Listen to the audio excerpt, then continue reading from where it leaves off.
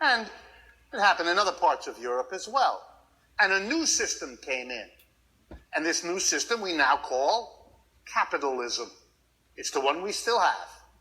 It's about 300 or 400 years old. That's all. Which, as systems go, is kind of young.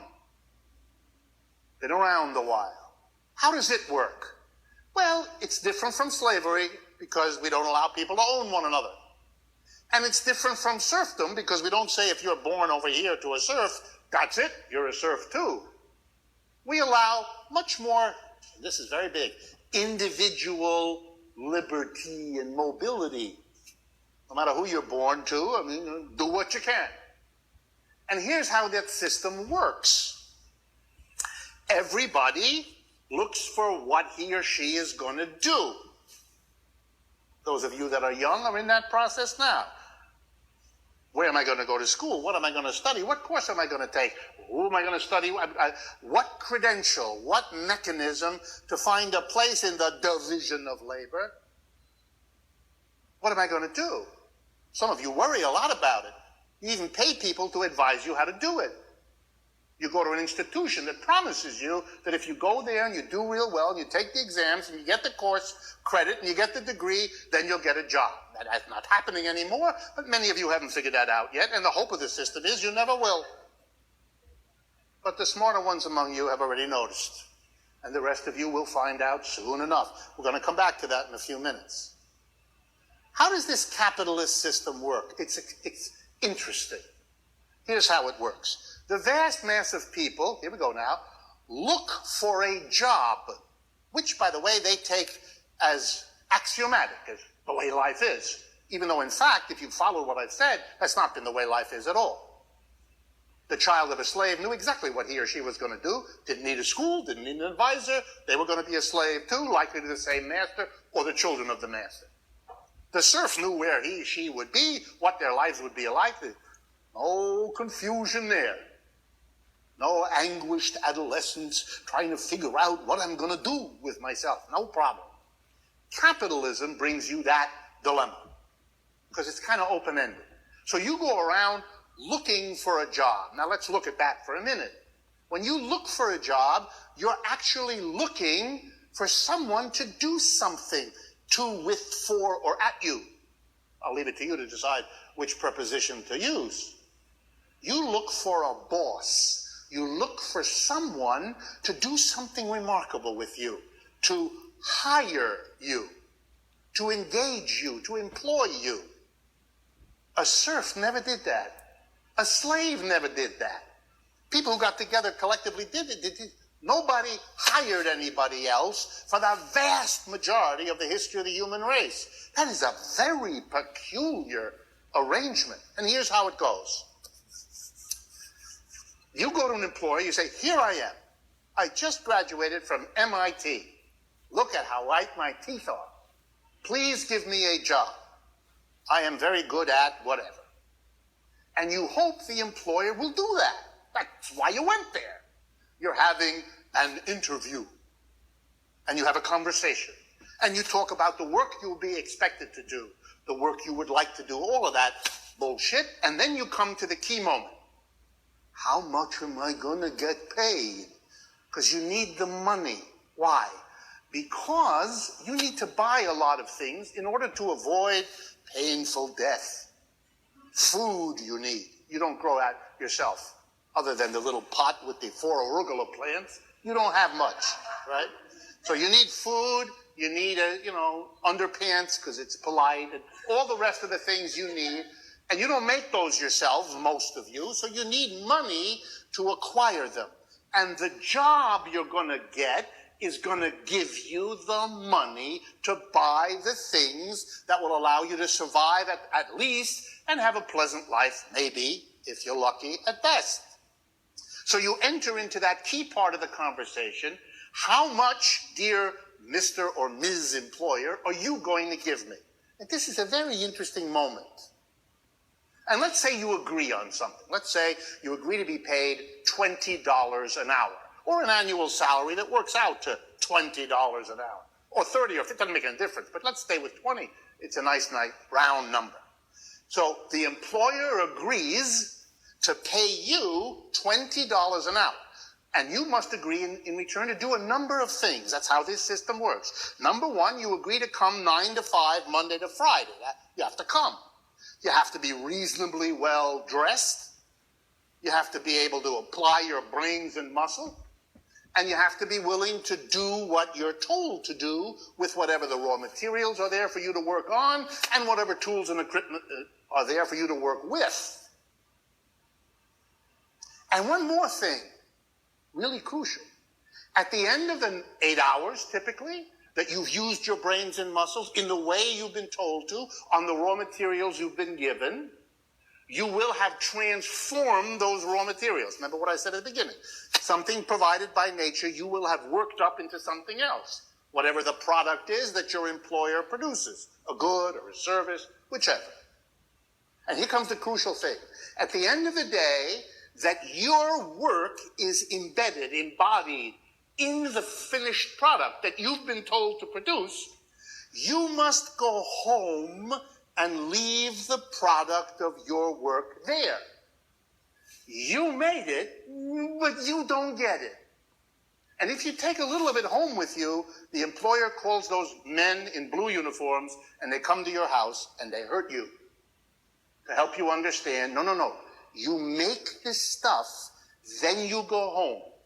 At home, you drink beer, take off your shoes, go to sleep watching boring television so that you're in shape tomorrow morning to do it all again.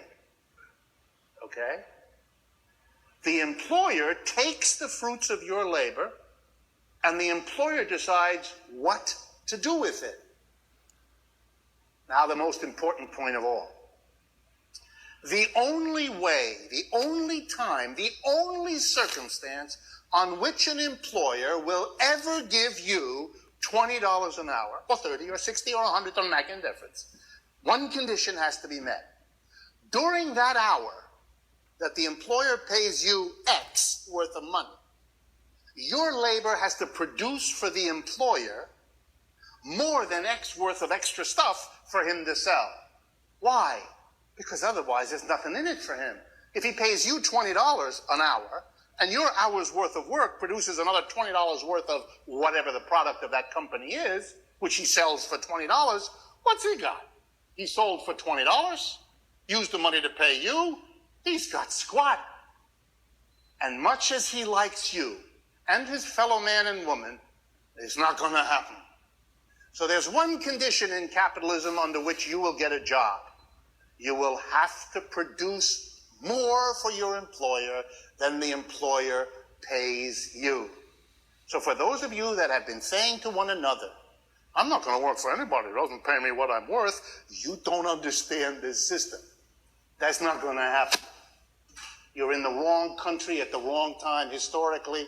That's more likely for you to be hit by lightning than to discover that situation. You are always going to be ripped off in your job in capitalism because that's the way the system works. But don't worry, there are a lot of people, including lots of economics professors, who will give you one story after another instead of what I just told you, so that you don't get distressed while you're being ripped off, because it might make you resist, which we can't have that. But in capitalism, it turns out we've got exactly the same kind of system as we had in slavery and feudalism. Why? Because the worker has to produce more, a surplus, than he gets, which goes to somebody else. It's the employer who sells the hour's worth of output you helped produce for $40 and pays you $20. And what's left over, he gets, just as the master got the surplus the slave produced, or the feudal lord got the surplus that the serf produced. One of the great insights of the most profound thinkers about capitalism is that capitalism wasn't the end of slavery or feudalism. It's a changed form of that. No more slave, no more serf, but surplus being produced by one part of the population, enabling another part to live off of it. That hasn't changed at all. And that means what also hasn't changed is in the heart of the capitalist system is a conflict, a tension, an opposition, a resentment, an anger, and a bitterness between those who are constantly producing more than they get and those who live off that difference. And if you're a capitalist, an employer, what of course is your interest? To give the worker the least possible while getting the most out of them, because that's the biggest surplus they can get. And the more surplus they have, the more secure they'll be. It's the same problem the slave master had in relationship to the slave, or the feudal lord in relationship to the serf. So for those of you that have already worked in your lives and wondered why, at the end of many a day, you felt somehow ripped off, it's because you were. And if you tried to find a place where you could shake off this sense of being ripped off, you found one. The neighborhood tavern that offered you at the end of your day a happy hour that you know was there, and given that name precisely because it was in a remarkable way different from all the preceding hours, wasn't it? So even a society like ours that doesn't want to face or admit any of this, does it despite itself. Can't help itself. Capitalism is a system premised on what Marx called exploitation, which he defined very simply and very carefully. Exploitation exists if and when the people who do the work produce a surplus that other people get and distribute as they see fit.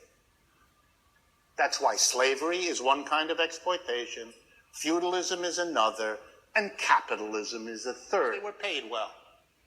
They worked. So it was a nirvana capitalism. Rising productivity, rising wages. A capitalism in which both sides were doing real well. Catching up and eventually overtaking the older capitalisms in England, above all. Wow. Believing you lived in a charmed country, better than anywhere else. Unbelievable opportunity for working people. You know it all because those of you that are Americans have grown up in that. And now you understand the historic roots. Try to imagine with me quickly then, what happens in the 1970s when all of this stops. And it stops in the 1970s because the labor shortage is over and it never comes back. So let's quickly see what happened. First, the computer.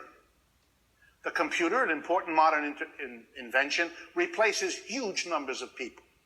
Think of a grocery store. You once needed an army of 50 inventory people to keep track of how many boxes of Rice Krispies moved off the shelf so you would know when to order more replacements. Now, as you all know, it scans by a computer as your Rice Krispie box goes across the scanner, and somebody sitting in Boise, Idaho can tell you how many boxes of Rice Krispies have to be sent to every grocery store in America, and it can tell you that on an hour-by-hour basis. Computers wiped out the need for millions of people. Number two, by the 1970s, American capitalists had an incentive, of course, to use computers. Because wages had been rising for 150 years, they were higher in America than any other capitalist had. And by the 1970s, the peculiar position of the United States after World War II, when we were the only capitalist country that was left, everything else had been destroyed by the war, that was over. The Japanese and the Germans led the recovery of our competitors. By the 1970s, they were competing. By the 1970s, Americans were getting used to learning new names for cars. Instead of Ford, Chevy, and Chrysler, they learned Toyota, Datsun, and all the rest. So Americans were worried. We're at a disadvantage because our workers get paid too much. Ha-ha! A computer. I got rid of the worker. Who needs the worker? I buy one computer, I can fire 50 high-priced workers. Second thing capitalists did, besides instituting computers, is to move production out of the United States. Big time. Where? To where workers hadn't had this experience, which is where? Everywhere else in the world. to take advantage of cheap labor. Why did they do that? That goes back to what I told you. Because the capitalist gets more surplus, the less he has to pay the workers for the work they do. So of course you move from here and reopen the factory in Shanghai. Of course, Starbucks is opening more new coffee shops in China than it is in the United States now. Of course. You know what you have to pay a coffee producer and a barista in Shanghai? More or less nothing. And it's more than nothing, they have to live, but not much more. And by American standards, fantastic. So, two other things happen. Not only are jobs disappearing, because the computer and export of jobs is happening, but suddenly more Americans, or people in America, are looking for work. First and most important, adult, white women move into the paid labor force by the millions starting in the 1970s. Whether you call that women's liberation, or you call that a changing culture, or whatever you call it, there's a movement of a whole new part of our population who used to define themselves as mothers, homemakers, and wives and all of that. And they want a job now. They want a job out there in the world, just like the men do. So they're coming in huge numbers.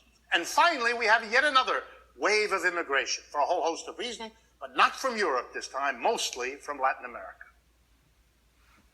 Coming in, looking for work, women looking for work at a time when the computer and export of jobs, the labor shortage is over. The supply of workers now exceeds the demand.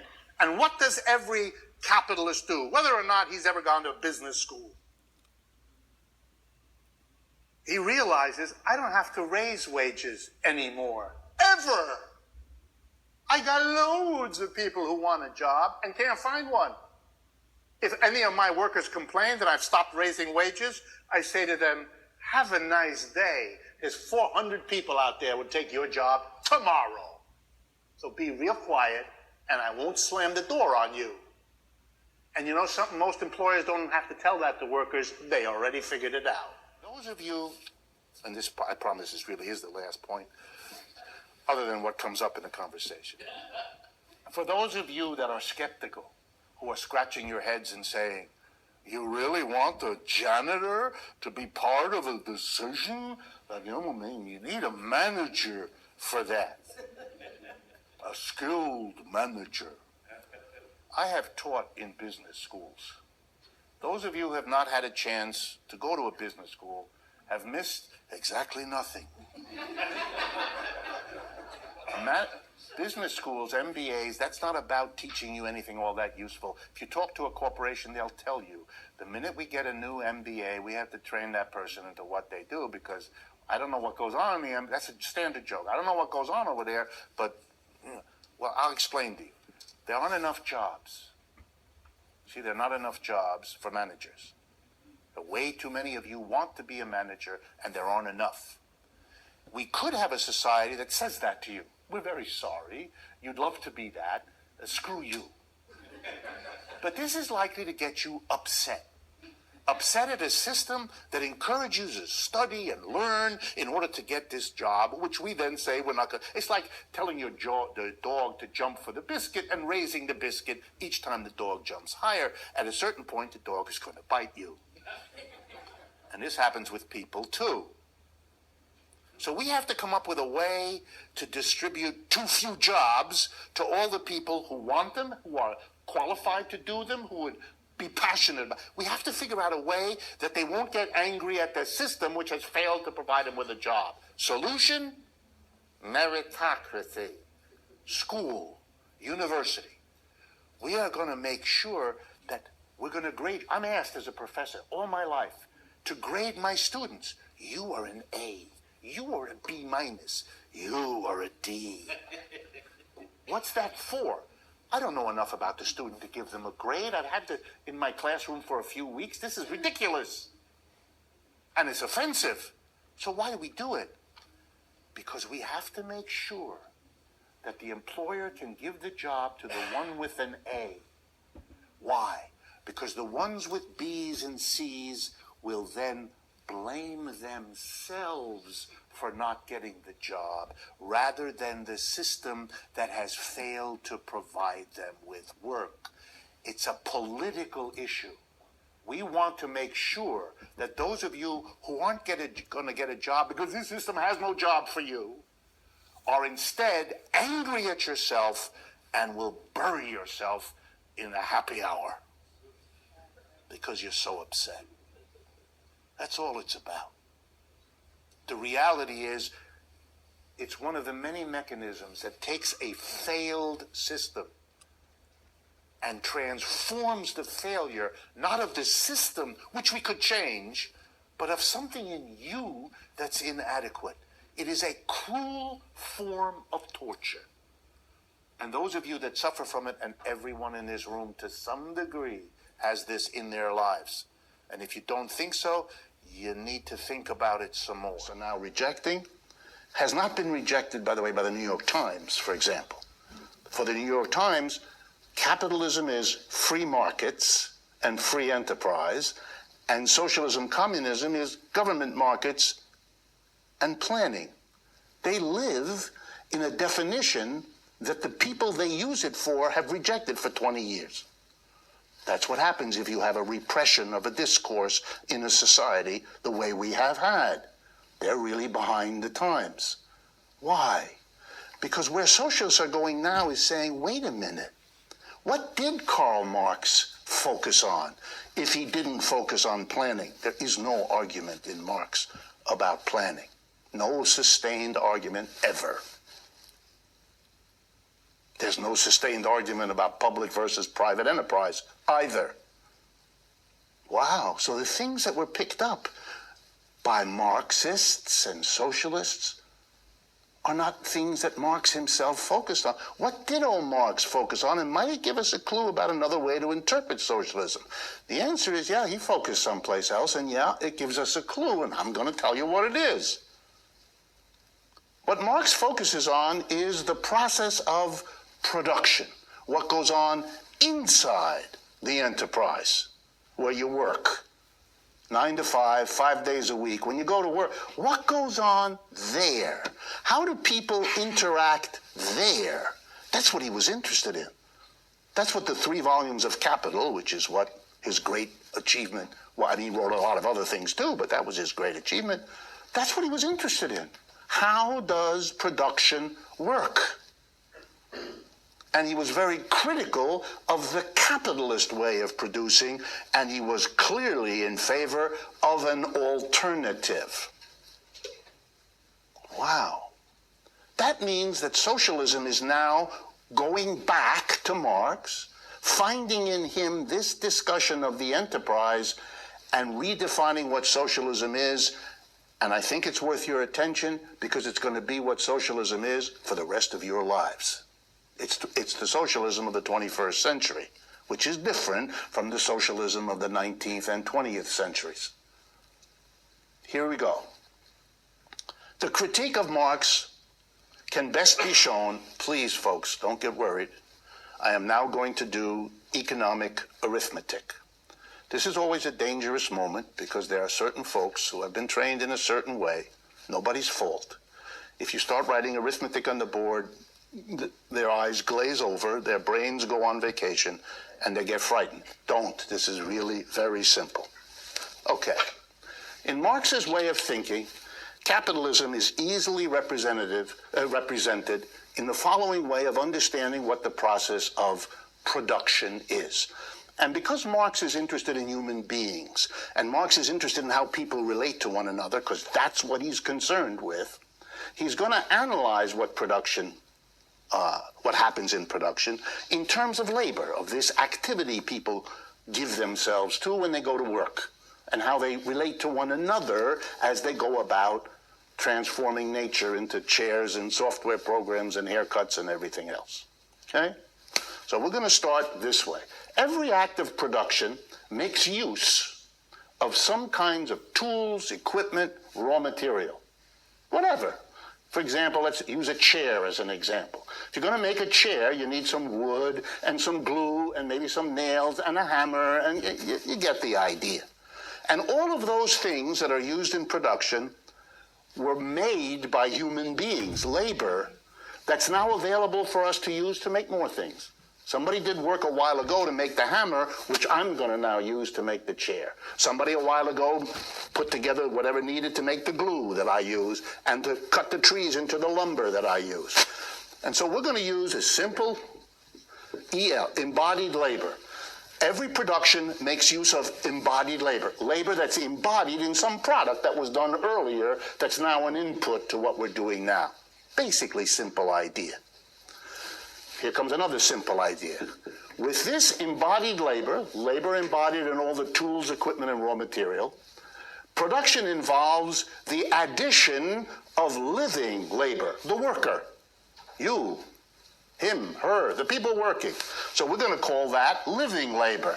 Embodied labor plus living labor gives you the total labor in whatever we produce in an economy.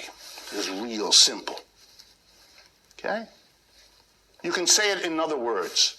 There's the value of all the stuff we use up when we produce, tools, equipment, and raw materials. And then there's the value added by the worker who uses those pieces of equipment to transform the raw material into the final. So this is nails, glue, lumber. This is the chair maker's effort, and the outcome is the chair. Okay? This is very simple. What is capitalism about? By some process, which we can talk about later, the embodied labor, the work done by working people in the past, becomes the private property of a few people. You know their names. They're called employers. They didn't make this stuff. Absolutely not. Somebody else did. Workers. But those workers didn't get to keep what they produced. They lost what they produced, and it became the property of somebody else. And that capitalist brings to the production process whatever it is he owns. Let's just say, just to make it simple, that it's worth 100. It doesn't matter what it is, just 100 of anything. So we know we're using up in making chairs 100 worth of hammers, nails, glue, lumber, all of that. And now the worker adds value to what he or she produces by transforming the lumber, nails, and glue into a new finished thing called a chair or a sofa or any other piece of output. Okay, and let's, just to make it real simple, say it's another 100. And so the final chair is worth 200. I told you this would be easy. 100 plus 100 equals 200. Economists think this is an enormous achievement here, but most of you probably don't. The arithmetic is simple. Okay? Now let's follow the logic as Marx did. This is what a capitalist does. He brings 100 of what he's come to acquire somehow. We don't know how. And by the way, we never asked the capitalist quite how he got it, do we? It's really only, do you got it or do you not have it? And if you have it, you can be the employer. And if you don't, you can't. The fact that the employer who has it didn't produce it is a nagging problem we prefer not to ask. But we'll come back to it. And you know you can't be an employer because you don't have it. You didn't get it. Somebody else did. So the capitalist brings his 100. But he uses that up. That's the tools and equipment used up. So that 100 shows up in the chair as half of the 200 that chair is worth. And we know that the chair is worth 200 because in addition to the 100 of stuff used up, there was 100 more value added by the worker who worked to make the chair that's worth 200. Now, says Marx, and you're going to say it with me because you're going to understand this. Now Marx says, let's see. For the capitalist, he wants to get back what he laid out, the 100. He gave 100 to the production process. So when he sells the chair at 200, he's going to take 100 of it to replace the tools and equipment and raw materials used up in producing the chair. That's how he can keep on being a chair capitalist. That's how he can keep production going. He has to replace the tools, equipment, and raw materials he used up, doesn't he? Yeah, he does. I don't have the time to be Socratic because we don't have enough time. Okay, let's see. So out of the 200 worth of chair, you need to take 100 to replace what you used up. That leaves you with 100 after you sell the chair. What are you going to do with the 100? You could, here we go now, because this is the crucial part. You could take the other 100 and you could give it to the worker. Because after all, it was the worker whose labor added the 100 of value to this stuff to make the 200. You could, couldn't you? And the logic would be, gee, the worker added the value, he or she, here we go, folks, should get it. Because he gave it. He created it. He made it happen. He should get it. Do you think that happens in capitalism? No, you don't, do you? We don't give the worker the value added. Ever in capitalism. It's not how it works. You all know that. But I'm putting it kind of right up front and bold for you to deal with. What is it that capitalists do? They divide that 100 into two parts. One part is what we pay the worker. I'll be generous and say 50. Now you get it. If you made a chair of 200 and you used 100 to replace the tools, equipment, and raw materials you used up, and you used another 50 to pay the workers, that leaves what? 50. Good. Higher math of economics. 50. And Marx called this the surplus. It's what the capitalist has left over after he pays out to himself the 100 worth of tools, equipment, and raw materials he contributed that got used up, and he pays the workers. He's got to pay the workers, because if he doesn't, they won't show up anymore, and the game is over. So to keep it going, he has to replace the tools and equipment, and he has to pay the workers. But he has to pay the workers, here we go, folks, less than the value added by the workers when they work. Or to use the technical term economists like, he has to rip the workers off. He has to steal from them part of what their labor added. You know what the lesson here is? For those of you who imagined that when you graduate from here, you will get a job. In fact, the only job you will accept is one that pays you what you're worth. Never gonna happen. The condition of your employment is that you produce more by your labor than you get paid. Welcome to the capitalist system. That's how it works. This thing, surplus, that's profits. That's where the profits of enterprise come from.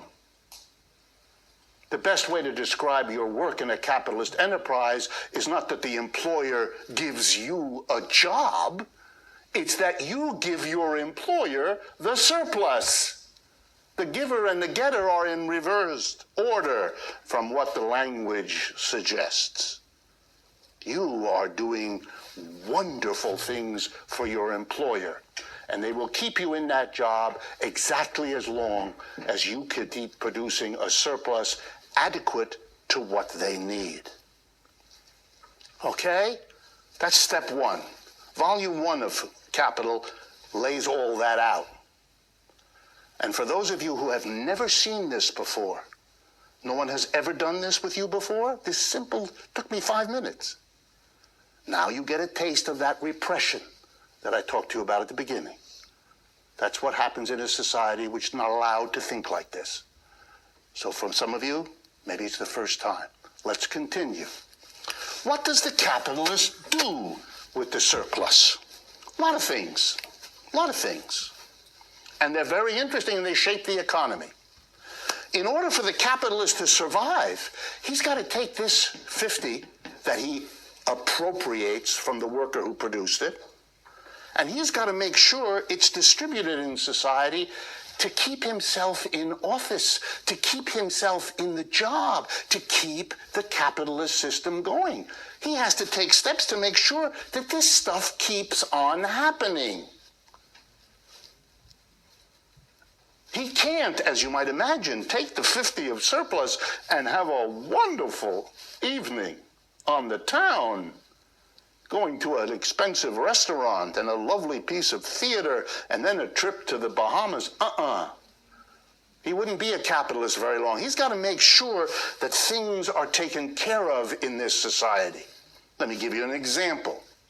It's possible that these workers, let me be more blunt, that people like you in a job might encounter a person like me in a classroom, which would mean the next day when you come to work, your attitude might have changed. You would be beginning to understand that at the end of the day of a job that you've had, when you had that funny feeling and spoke to a person right next to you on the way out of the building, you feel vaguely, I don't know, ripped off. Yes, good, you got it. There's a reason why you do. You're actually paying attention. Most people in capitalism feel that way. It doesn't show up in the language. We have to disguise it, so we do. Here's an example. At the end of the working day, on your way home, you stop somewhere before you get home. And you stop in a place where you can sit down and have a drink. And the name of this experience in our culture is called happy hour, to help you understand what the previous hours aren't. It's your happy time, because the other 8 hours, to use another technical term, suck, don't they? Don't they? The culture does recognize it. It does. It just needs a little help interpreting. So it gets distributed, this surplus. You know what it does? It's taken by capitalists and it's given to, I don't know, let's see some institutions who get distributions of the surplus. In many capitalist societies, capitalists support local churches. And why might they do that? Because in the church, something is taught that says none of what I've just described is going on. Or maybe they fund a university. Maybe they take a part of the surplus and make a beautiful building, sort of, you know, like this one. And why might they do that? Because in the university, like in the church, a completely different story is told about all of this. Let me give you an example. Here's a way to understand economics. Production is a wonderful, harmonious collaboration. The worker brings his labor, the landlord brings the land, and the capitalist brings the money and the equipment and the factory. And they all cooperate to produce the output, and then they divide the revenue earned amongst each of them in proportion to the contribution each has made. You might call this fairsies. This is an economics in which everybody is fairly treated. It makes you vibrate with the harmony of it all. That's how we teach economics in the United States. I know that because for 50 years, I did that. That's what we taught, because that's what we learned.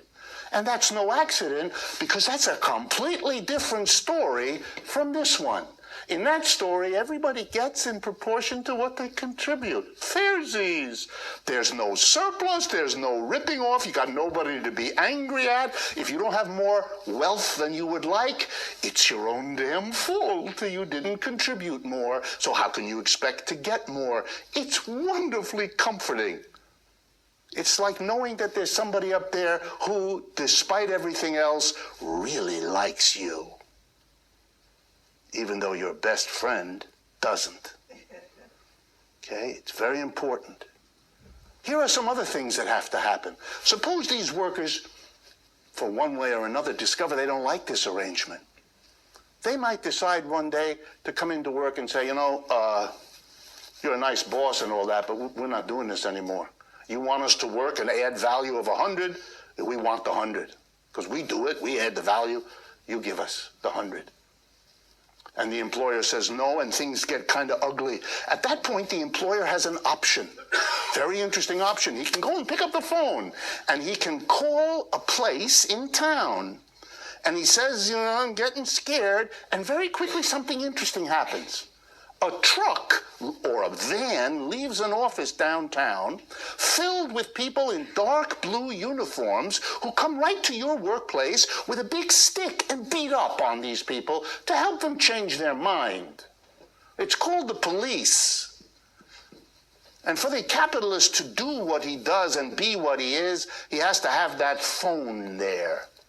And there has to be a bunch of people in blue uniforms, and there has to be a van, and there has to be an office, and that all costs money. Where do you think that comes from? That's another use of the surplus. Let me pick some that aren't so confrontational with you. The capitalist also, in order to be a capitalist, he has to make sure that these 100 value added by workers, that the workers know what they're doing. He wants to be able to hire workers who know how to add and know how to read and know how to take orders. They need, in short, to go to school, to learn those things. And the capitalist knows he has to take a part of the surplus to sustain the school system. So he pays a part of the surplus in taxes to the government to run the schools, to teach the people so they can produce the value added when he hires them. The surplus has to be distributed. Marx goes through all this, by the way. All the different ways the surplus is distributed to keep this system going. And you know what it adds up to, says Marx? The way the surplus is used by the employer who gets the surplus is to keep himself in the dominant position, to keep this system going, and that's what he wants because he's the guy at the top. He's the guy who gets the surplus.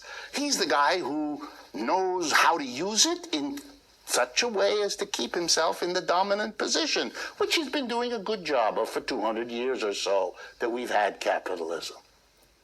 Done a good job. What's the implication of this for socialism? What is socialism, given what I've described here? I'm going to answer the question. You're going to see where socialism is now going way different from what it was before. Socialism now becomes this story, this surplus, but instead of the surplus going from one group of people, the workers, to another group of people, the employers, that's over. The implication of Marx's theory is that a new and different society is one that would say here, in this situation, the workers will still come to work, they'll still add 100 of value, they'll get 50 for themselves for their wages and their income, but the other 50, the surplus, they get that. They don't give that to anybody else. They take it and collectively, democratically decide what to do with the surplus they themselves produced. That's what socialism is about. That's the end of capitalism. No more capitalists. The workers who produce the surplus, as individual effort outputters, you might say, then collectively and democratically decide what to do with the surplus they have produced. They become, to use a language that as an American you might find easier, they become their own boss, don't they? In the only way that's actually available to them, to become their own boss in a collective way. What is the simple American phrase that captures this? Worker co-op. It's very old. You don't even need Marxism either. All that Marxism does is provide us with the logic and a roadmap back to capture what it was that made people all through history decide that working cooperatively, producing a worker co-op, is an attractive way to organize work, is an attractive institution to pursue. That's why you have examples of it thousands of years ago, hundreds of years ago, and right now. But it's going to take off now because it isn't an idiosyncratic, odd, leftover from an earlier period. It is a new direction. So let me conclude.